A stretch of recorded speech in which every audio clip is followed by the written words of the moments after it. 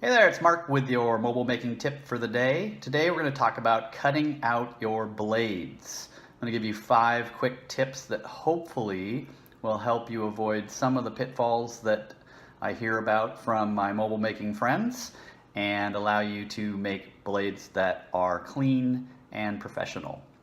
We're going to go through how to rough cut your blades, why you need to keep your shears perpendicular to the metal, how to apply even pressure, what you need to do with the metal to move it through the shears correctly, and then the 5th tip I'll leave to the end and you'll see what it is. Okay, so first, here you go. You've got this fabulous blade shape traced out on your metal. You're all ready to cut it. You've got your big old shears ready to just go to town. So what do? You just jam in there and you just go right for that blade. Oh, look at that. It's really kind of difficult. I'm not being able to stay on those lines very well. Going around those turns, definitely tough. And wow.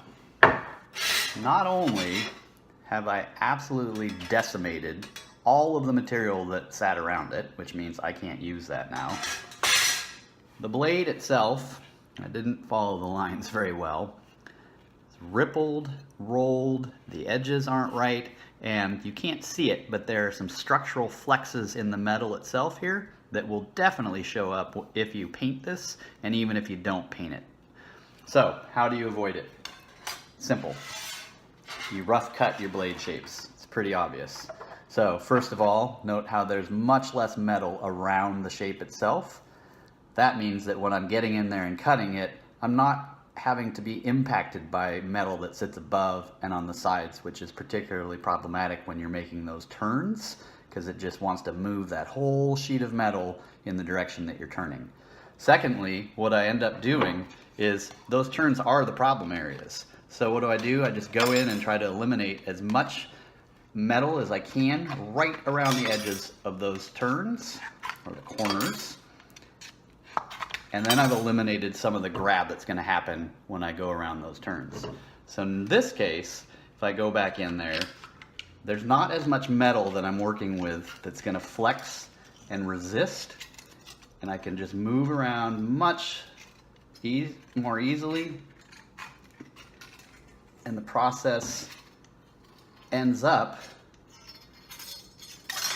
giving me a blade that does not have those ripples around the edges, no rolls, and definitely nothing structural that's sitting in the metal itself. That's the #1 thing to know, is to rough cut those blades and get rid of those edges. The second blade making tip that you might want to use is to make sure that you always keep your shears perpendicular to your cutting surface. What happens if you don't do that? Well, let's see.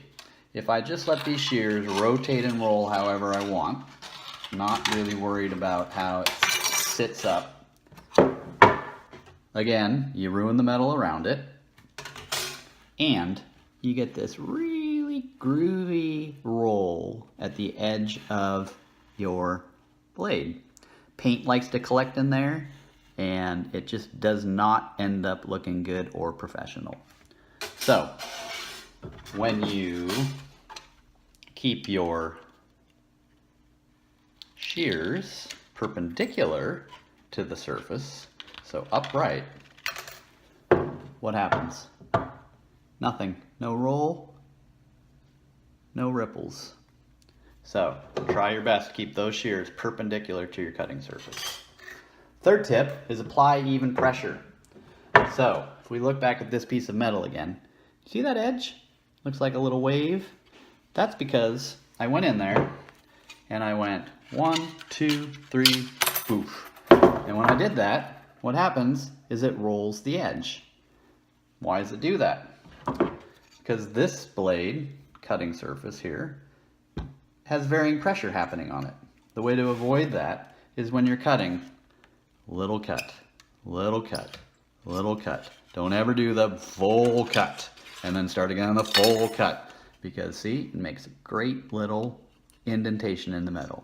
So little cuts, little cuts, little cuts, little cuts. That's what you need to do to keep those ripples away. Another thing to know, the fourth tip, is that when you're cutting your metal, more so than moving the shears, you're moving the metal back towards you. That's especially important when you're going around turns. And what that does is make sure you don't end up at the end of your shears, because you're constantly moving that metal to the sweet spot where you're cutting. And that sweet spot, again, is right in there, right at that where you can make the little teeny cuts. That will make a big difference in making sure that you don't end up with those indentations every other cut mark.